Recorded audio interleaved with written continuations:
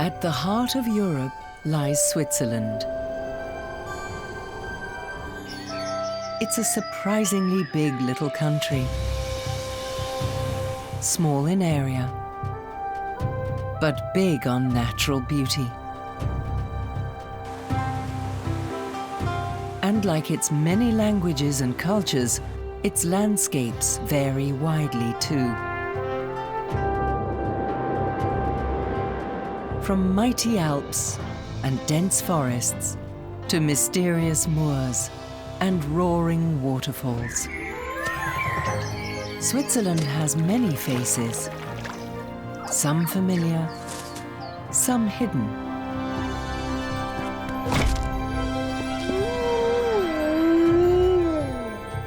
It's a country that's astonishingly rich in variety, wilderness, and scenic wonder.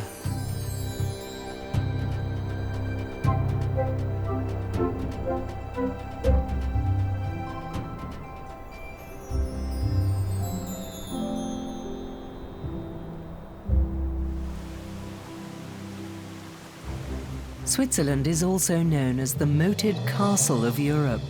This description fits the Bernese Oberland uplands and surrounding region particularly well.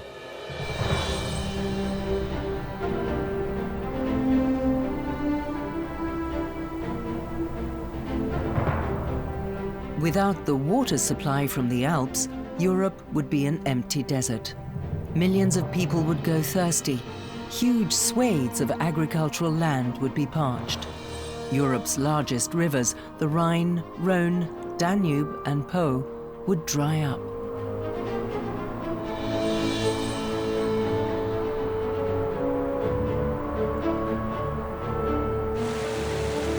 Around 260 cubic kilometers of water flows down from the Alps every year, more than 5 times the volume of Lake Constance.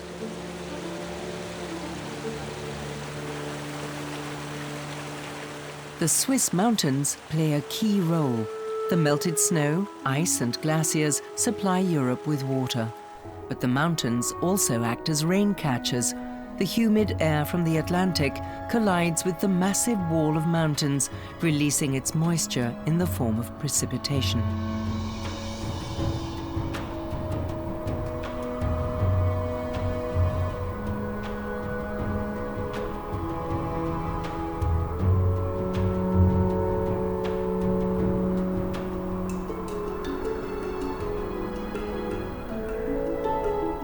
One of the most beautiful results of all this moisture is the mountain lakes.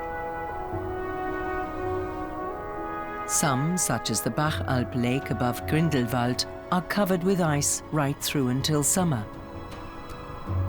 It's hard to find any life in these lakes. The water is too cold and the winters too long. And many of these areas are extremely isolated.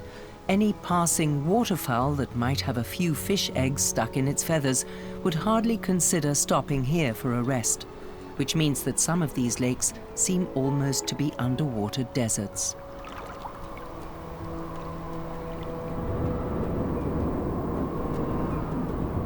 Famously, the weather in these mountains can change within minutes.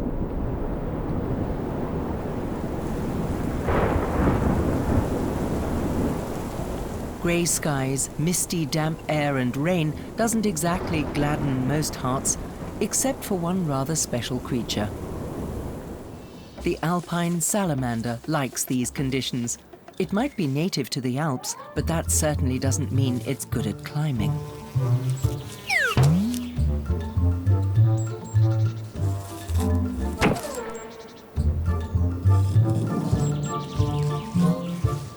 At 85% humidity level, these mainly nocturnal creatures will also venture forth during the day, and it can often seem to be raining salamanders. A salamander wanting to get back to its cave won't be put off by even the sheerest rock face.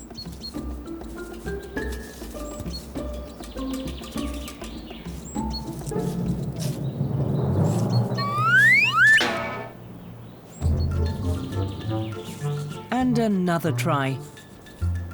Nearly made it.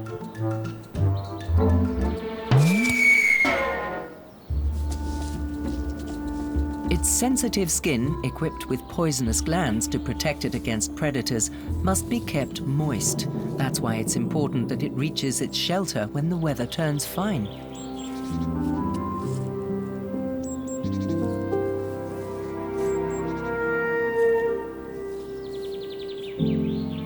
Before the sun comes out, the salamanders disappear without a trace, only to reappear again when it rains.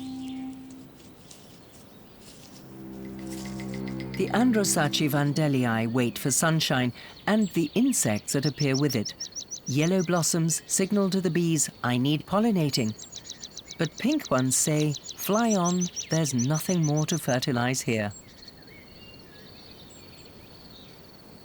Alpine flowers need special strategies to survive the harsh conditions. This is one of the world's most famous flowers, the mythical Alpine Edelweiss.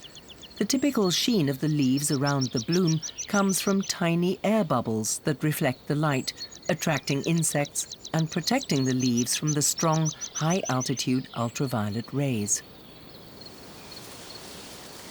When the yellow bellflower blossoms, it's doomed.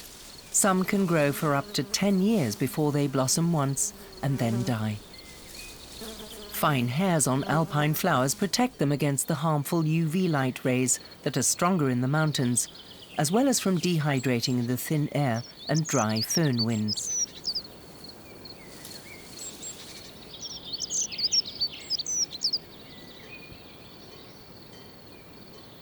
Not all gentians have blue flowers, but the intense color gives it a high sun protection factor, and as a positive spin-off for the plant, bees find the blue irresistible. The golden root needs neither other roseroot plants nor insects to reproduce. At a pinch, it will do so on its own. Another adaptation to the hardships of life in the high mountains. They look quite artless, these colorful alpine flowers, and yet they're absolute experts where it comes to sophisticated survival strategies.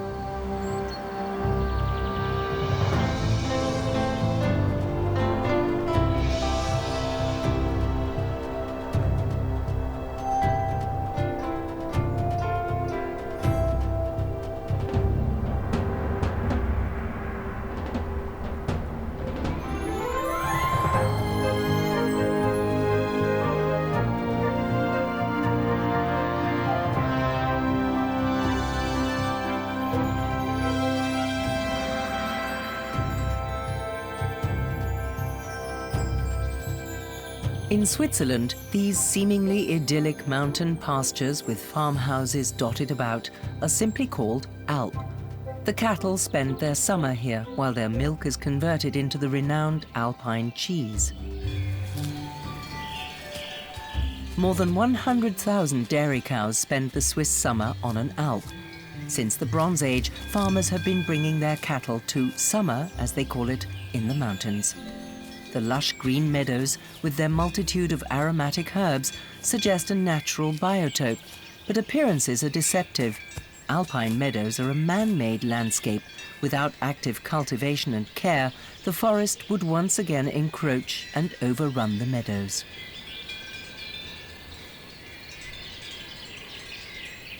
In some regions, the ground is too damp, and cows sink deep into the soil while grazing. Some farmers keep special cows.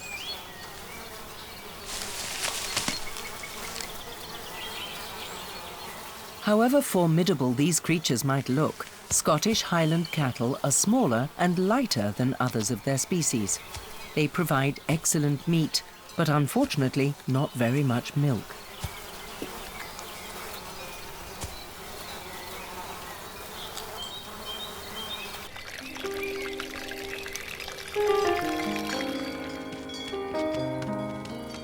Here, on the Imbrigg Alp, these cows are on night duty.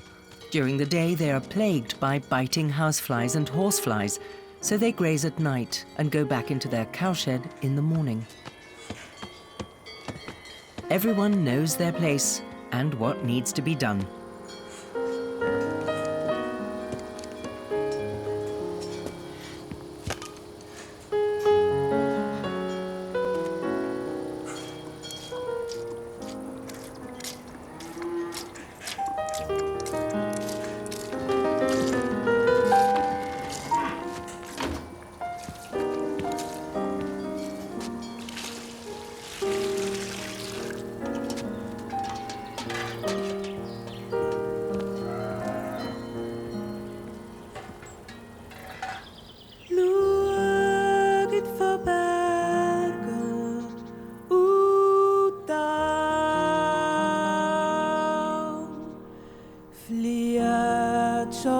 der Sonne Strahl. Schau ich du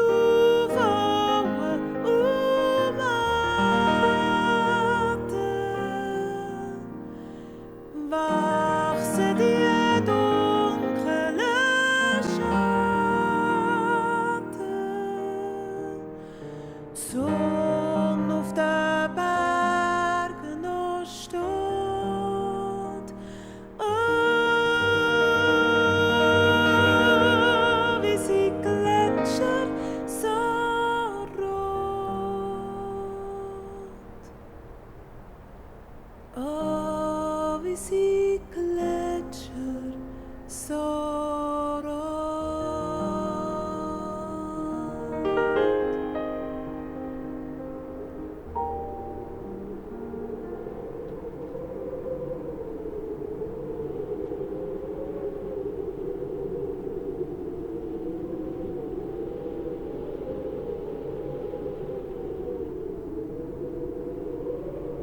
Even in summer, the more than 4,000-meter-high mighty giants in the Jungfrau region are covered with ice and snow. There are very few plants and animals that are able to survive here.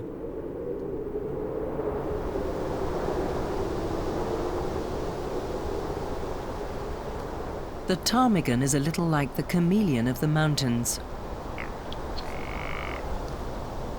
In summer, its plumage takes on the color of the rocks.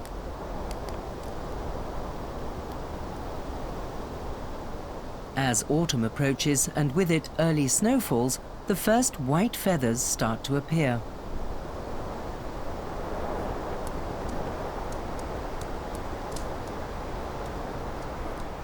Gradually, white as snow becomes the fashionable shade of the season.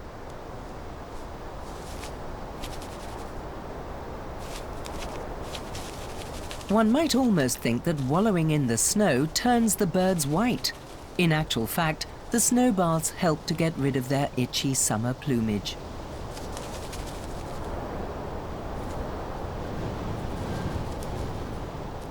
The birds' perfect adaptation to their surroundings is no surprise. They are relics from the Ice Age and have been as much a part of the Alps, and for as long, as many of its glaciers. In winter, the ptarmigan is to all intents and purposes invisible. It can be quite startling for unwary hikers to have a perfectly camouflaged ptarmigan suddenly rise up out of their path at the last moment and flap away.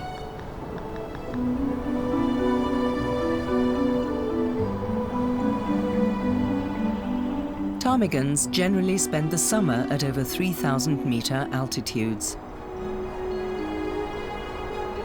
The temperatures up here on the Jungfraujoch saddle only climb above 0 degrees in the summer. But even in July, there are up to 18 days of frost, although these conditions are apparently not Arctic enough to put some birds off living here.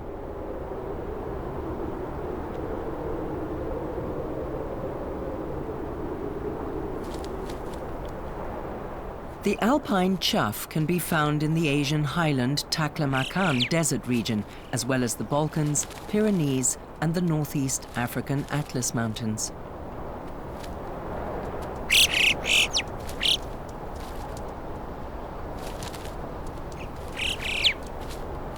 They can breed at altitudes of up to 3,800 meters.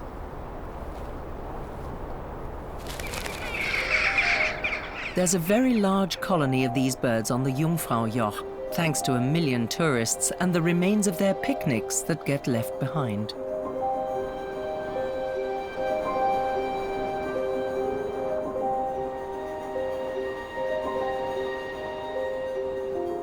Three large ice streams flow together in confluence below the Jungfraujoch, forming a 900-meter thick ice shield.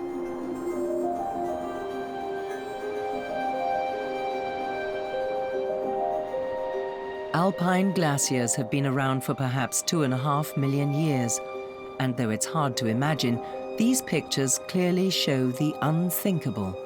The eternal life of this ice mass is coming to an end. The ice has gradually retreated by over 100 meters since 1850.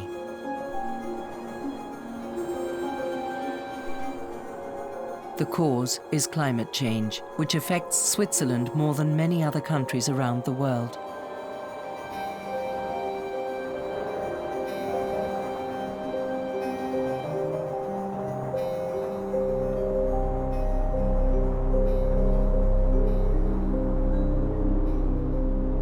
In the valley below, near Grindelwald, the effects of climate change can also be seen.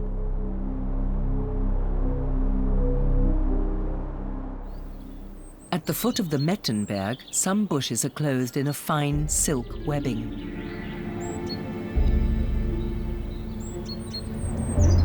Many of these delicately silken-clad trees and bushes are also stripped clean.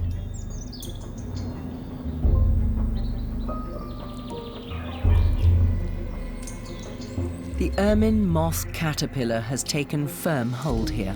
It loves warm, dry conditions, and climate change is greatly to its advantage. The extensive silk covering protects them against rain and hungry predators. None of this disturbs the affected trees. As soon as the caterpillars turn into butterflies and fly off, the trees sprout new leaves. The ichneumoniid wasp is the caterpillar's greatest natural enemy. With its long ovipositor, it deposits an egg inside a caterpillar. The wasp larva hatches and grows inside the caterpillar, devouring it alive. But if the silk is too thick, the parasitic wasp has no chance. Its ovipositor cannot pierce it.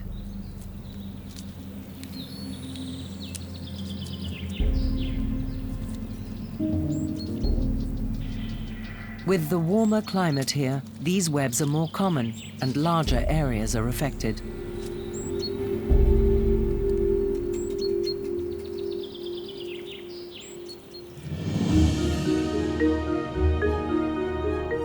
A more dramatic sign of climate change is demonstrated by the glaciers.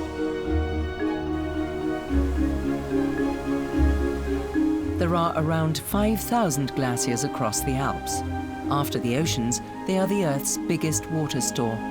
Glaciers store almost 3/4 of all the fresh water on the planet. Their weight distorts rocks and grinds down whole mountains. But they are shrinking. Since the mid-1800s, almost half the entire glacier surface of Switzerland has disappeared.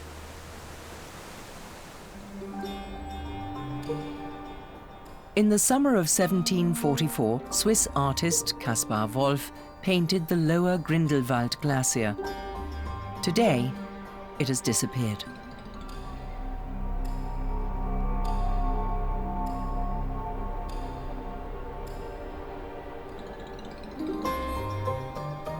The Geltenhorn Saddle and Gelten Glacier in the Lauenen Valley are today barely recognizable. All that's left of the massive ice shield and fern areas are only scanty snow patches.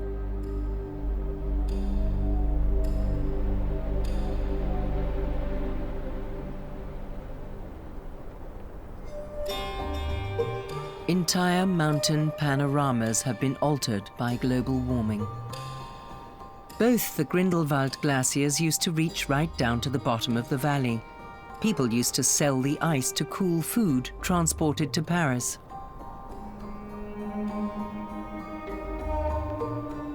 In 2007, the glacial ice had melted quite far back. The valley floor was several hundred meters away.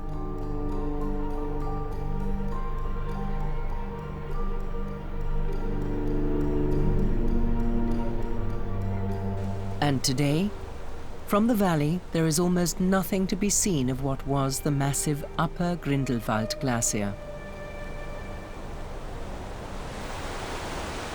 The Black Lütschine River now flows where once, not long ago, the valley was filled with a thick mass of ice.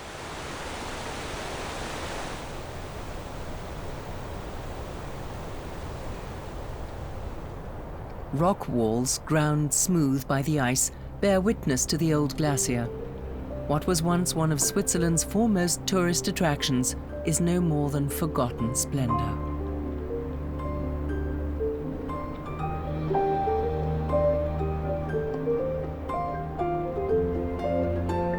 and there is no end to climate change in sight. It's estimated that in some 80 years, only the mightiest glaciers will be left. The cause is global warming, both natural and man-made. Compared to the others, the Stein Glacier in the Susten Pass is an absolute sprinter. In just 1 year, it has retreated by more than 150 meters, making it one of Switzerland's fastest disappearing glaciers.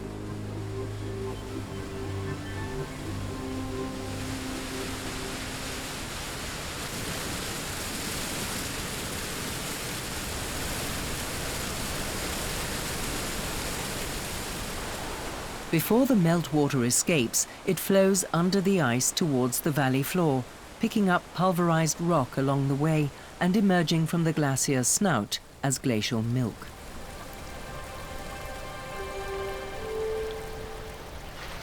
Sometimes one can go right up to a glacier's terminus, though the constant risk of collapse makes this quite dangerous.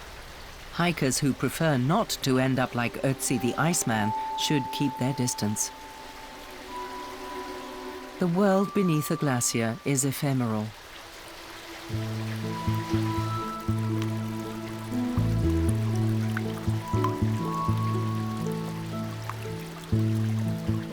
These ice sculptures change constantly. It won't be long before they disappear completely.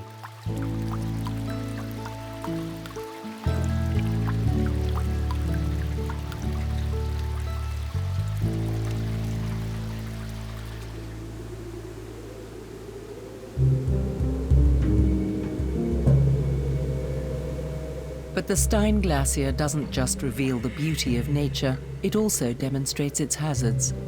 The melting glaciers leave behind numerous dangers for mankind. Landslides and ice avalanches can occur along the sides as the retreating ice mass is no longer there to support the rock walls. Even the meltwater can be dangerous.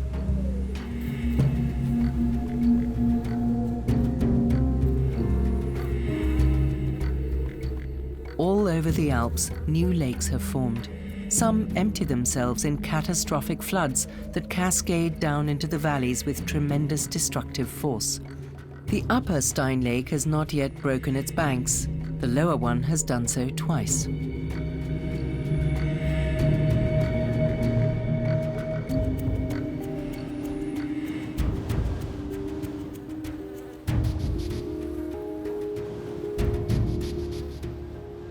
Not far from the Stein Glacier, meltwater brooks meander across a plain.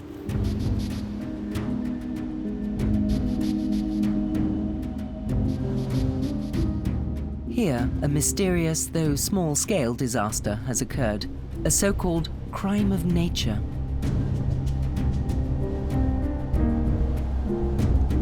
This little meltwater pond is full of corpses.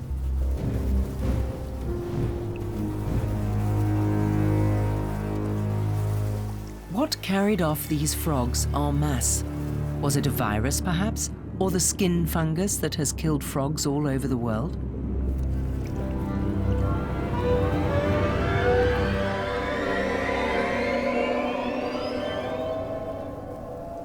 Creepy, insect larvae and fish have also fallen victim to the sinister killer. So what happened? The answer to the gruesome riddle proves that nature is not cruel, it is just appallingly indifferent.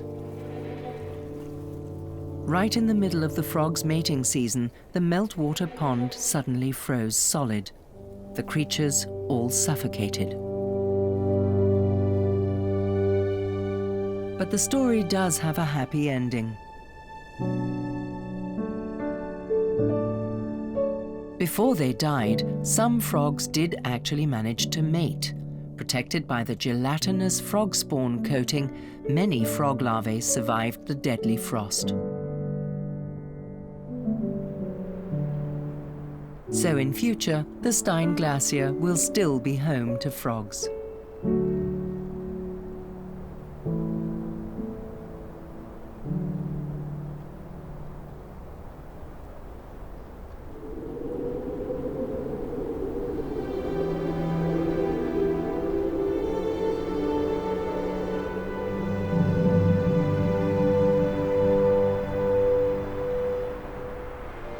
The immense volumes of water in the Swiss Alps, in the form of snow, ice, rain, standing and flowing water, have shaped the mountains anew for millions of years.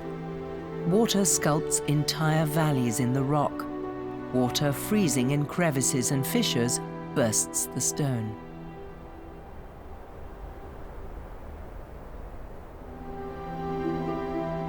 Rocks, stones and sand, so-called debris, swept along by water, help to form entire landscapes. In the course of time, this creates unique wonders of nature. Here, water demonstrates what it can do over thousands of years of gradual perseverance. During the Ice Age, the meltwater from the Aare glacier gouged out no fewer than 7 deep gorges in a rock plateau. One of these gorges is today the riverbed of the river Aare. For some, it's an eerie place. The gorge is said to have been the home of a mythical millipede-type dragon.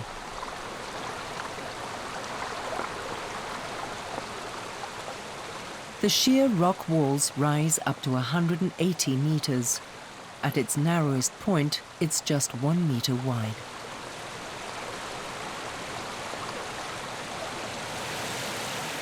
The Aare flows quite sedately through the gorge here, but meltwater from the high mountain regions can behave quite differently.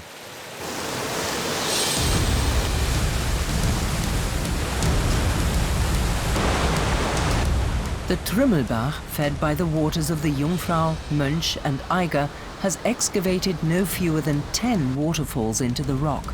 Over 20,000 tons of debris every year have created a partly subterranean ravine through which the water rages with full force.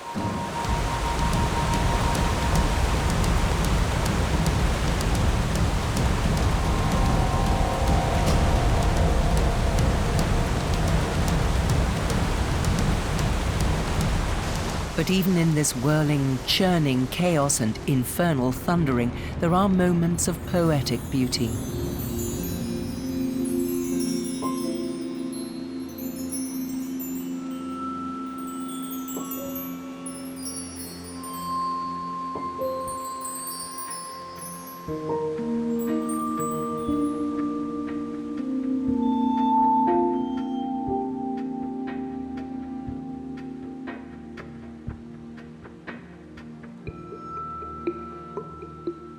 It's no surprise that this incredible landscape has inspired so many artists and writers.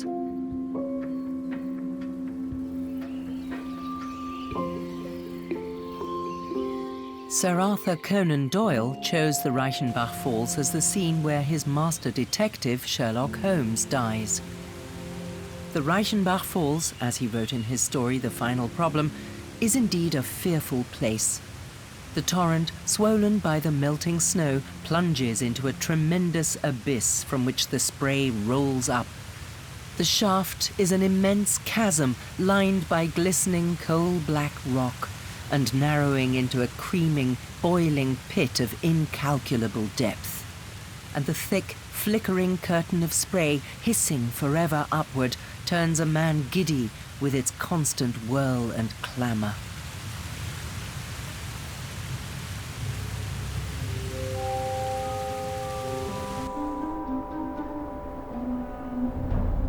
No fewer than 72 waterfalls plunge into the Lauterbrunnen Valley below, each more impressive than the last. Glaciers milled the valley out of the stone.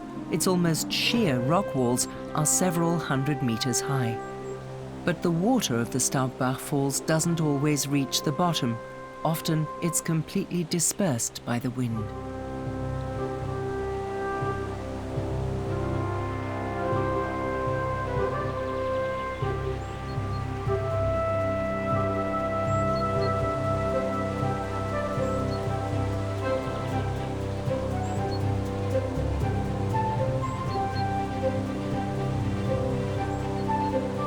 In the 1930s, John Ronald Royal Tolkien visited the Lauterbrunnen Valley. He was so impressed by it that it inspired him. In his Lord of the Rings trilogy, there is also a place that is surrounded by high rock walls with cascading waterfalls. Rivendell, the elven town.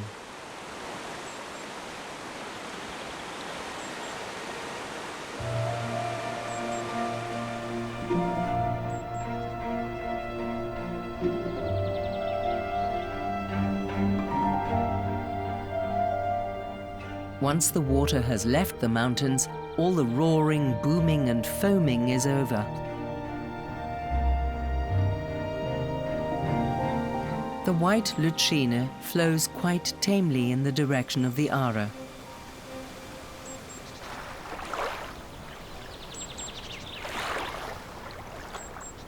Since leaving the gorge, the Aare itself has become a long, peaceful river.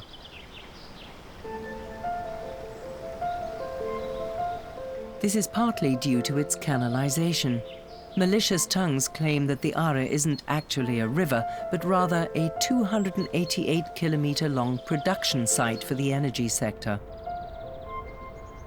It has been dammed for numerous hydroelectric power stations, like this one on Lake Biel, which it flows through. It didn't always used to do that, though. It's forced to by a man-made canal.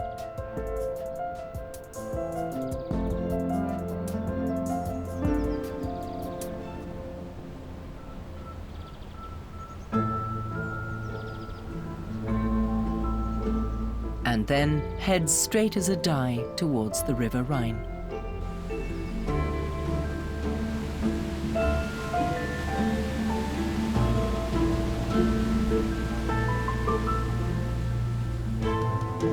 But despite the power stations and canalization, there are several places where the Aare also shows its real face.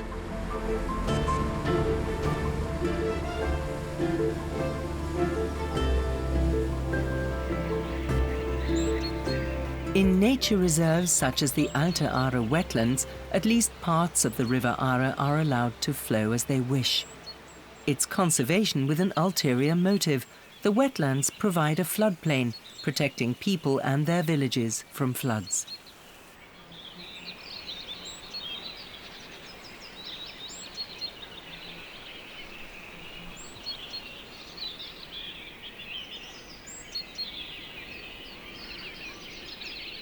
Countless ponds and pools in this landscape are teeming with life. Some of the inhabitants might not be instantly recognizable to everyone, though. Few people get this close to tadpoles.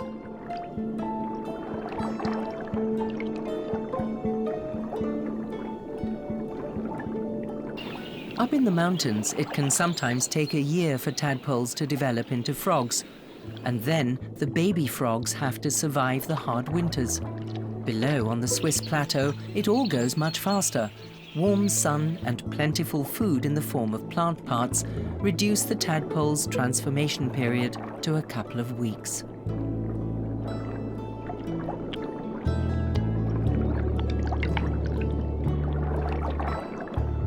As soon as its legs have grown, the future frog can easily be identified. But the tadpole still has gills like a fish and cannot yet survive on land. Its final transformation goes against the current zeitgeist. It changes from being a vegetarian to a dedicated carnivore. One animal that vanished from Switzerland for a long time now turns up more often and leaves very obvious traces.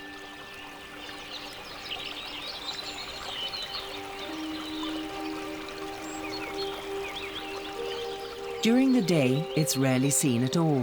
One has to wait until after dark to catch a glimpse of it.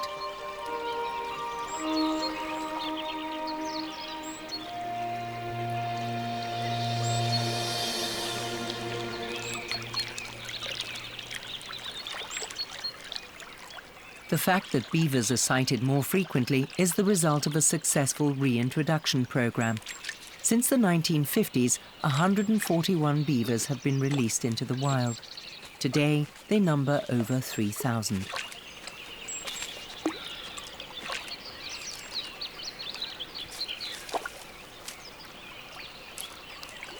They're notorious tree fellers. They can't climb, so they fell trees instead to get at their juicy leaves. If they think the water level in their territorial water is too low, they will build effective dams. That doesn't appeal to everyone.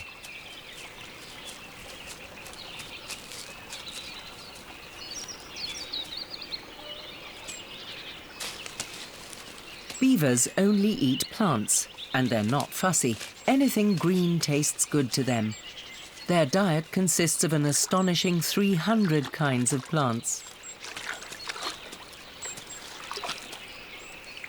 Not a particularly sociable animal, beavers are either solitary or live in close family groups. Males and females pair for life. They're impossible to tell apart. Only beavers themselves recognize a male from a female.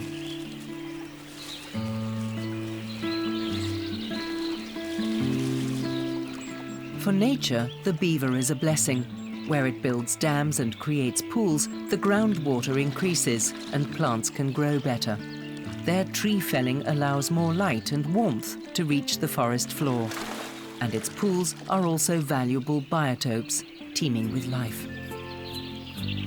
The nature conservation area that this beaver has selected as its habitat looks like an impenetrable jungle.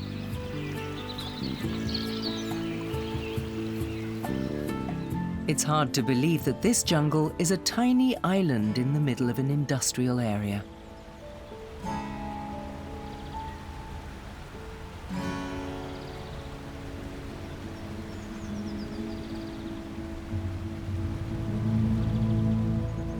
Water creates landscapes in Switzerland that one wouldn't normally expect to find here otherwise.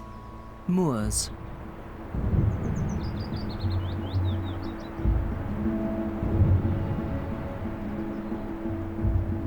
In the Entlebuch Biosphere Nature Reserve between Bern and Lucerne, there are more than 100 moors and upland bogs. They were created after the last ice age, around 10,000 years ago. Over the centuries, huge areas of bog were drained as human beings needed the land, or they extracted the peat for heating.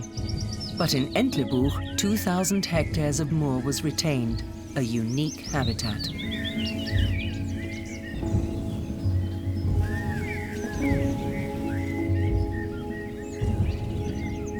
Inconspicuous, yet rather special, the alpine blue grass has adapted to the brief alpine summer. It doesn't form seeds that have to go through the elaborate process of germination. The grass is viviparous and bears fully germinated seedlings, including greenery and roots.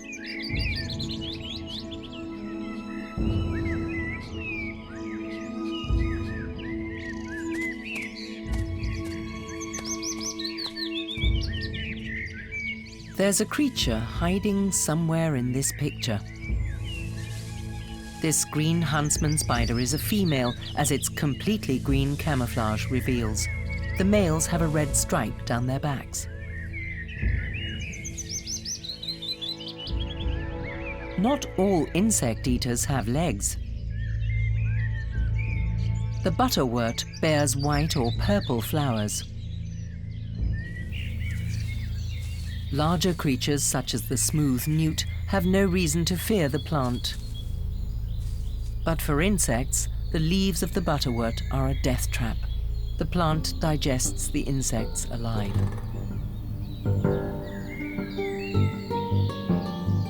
The same goes for the sundew. It has sticky glands that it uses to catch its prey. The sundew relies on its carnivorous meals. It cannot get enough nutrients from the poor soil of the moor.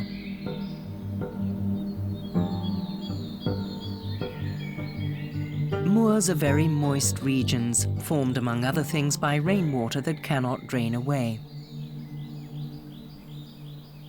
In Entlebuch, a very different landscape has also been created by rainwater, not stagnant, but flowing.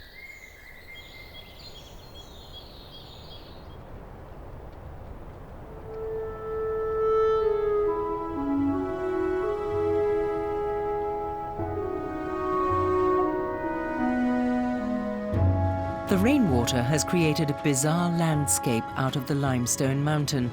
But the Schrattenfluh wasn't formed like the gorges in the Alps by minute quartz particles in the water grinding the rock away.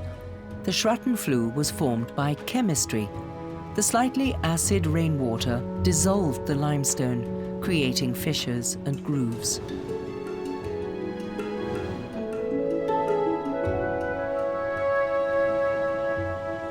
The Schrattenfluh is as full of holes as Swiss cheese.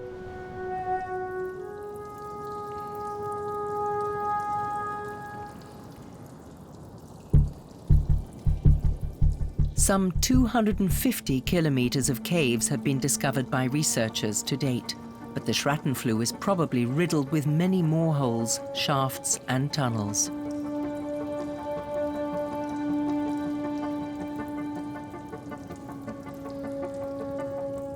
On the cave floor, a surprise: imprints of seashells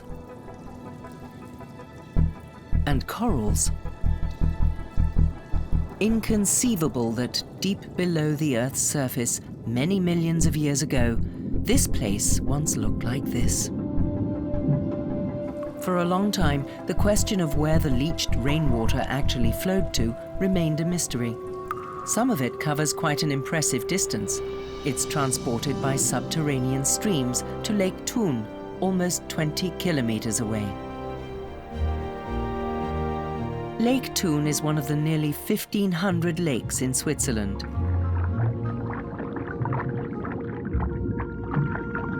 Apart from the coldest mountain lakes, they're generally highly biodiverse habitats.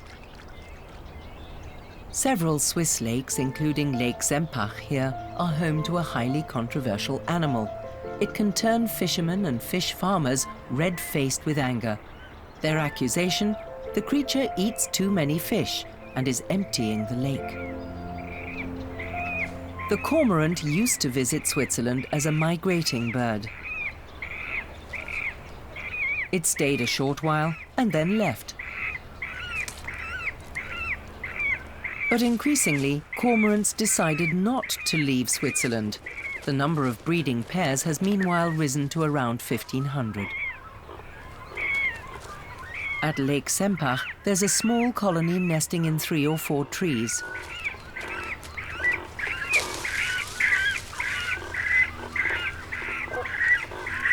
Each nest holds between 2 and 4 chicks. There's a fair division of labor among cormorants. One adult bird guards the brood, keeping them warm in the cold and providing shade in the heat. The other adult bird tirelessly provides food.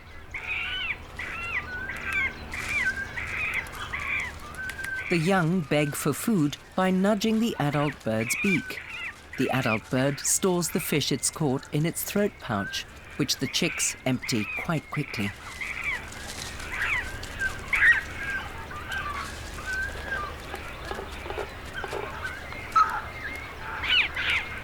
The biggest chick has the best chance of survival, because not every chick makes it. The smaller ones have to ensure that they don't get a raw deal on the food.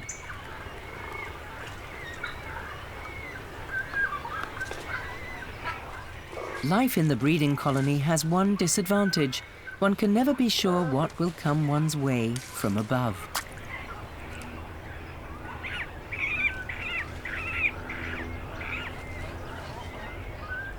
Whether cormorants are actually emptying the lake hasn't been scientifically proven yet. But even if they were, they're unlikely to allow themselves to be chased away from Switzerland's lakes anytime soon.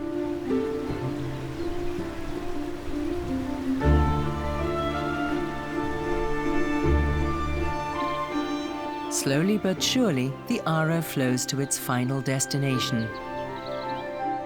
The further onwards it flows, the more densely populated the countryside.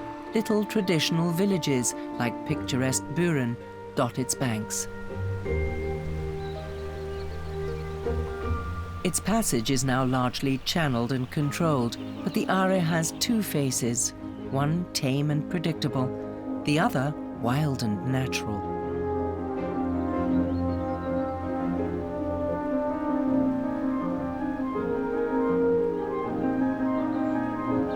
Alongside the canal-like river, there are wildly romantic stretches many kilometers long.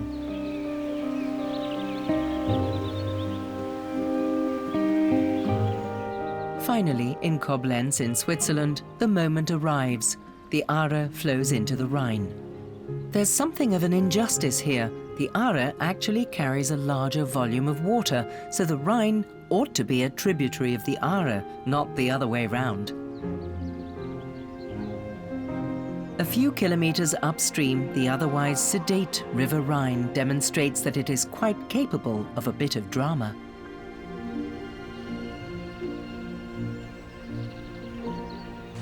Although the mighty river at its source is rather more idyllic, almost like a little mountain stream.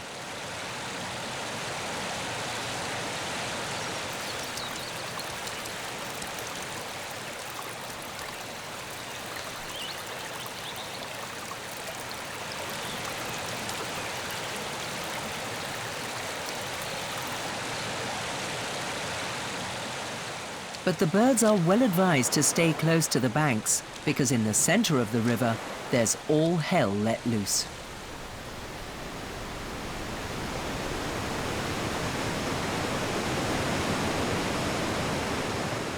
In summer, 600 cubic meters of water descends here every second, making the Rhine Falls one of the biggest waterfalls in Europe. Even though at 23 meters, it's far from being the highest.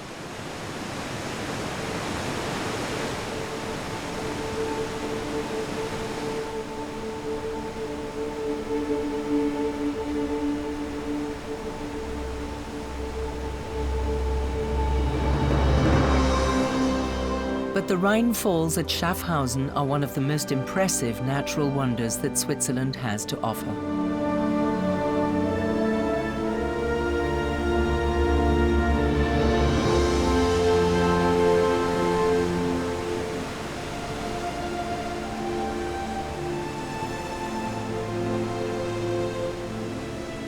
The fact that this splendid phenomenon still exists is sheer luck.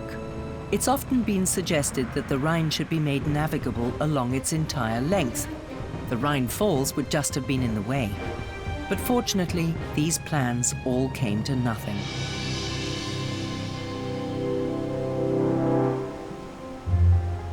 Today, the Rhine Falls are no longer seen as a nuisance, but rather one of the most spectacular places in Europe, a sight not to be missed, either by day or by night.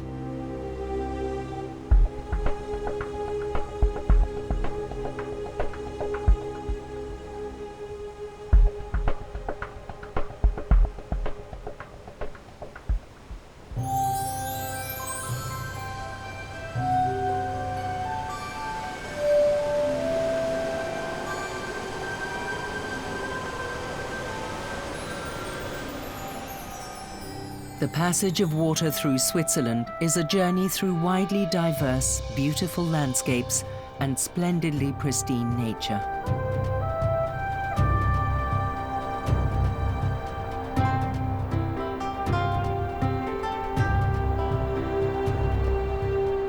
All life depends on this water, also that of the people who drink it, irrigate their fields with it, or use it to generate power.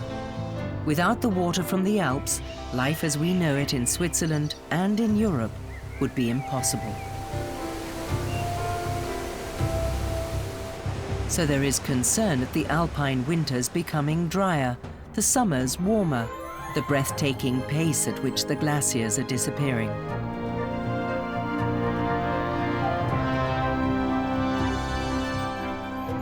But nature, finding refuge in so many places in a densely populated country like Switzerland and still flourishing, has a valuable lesson to pass on.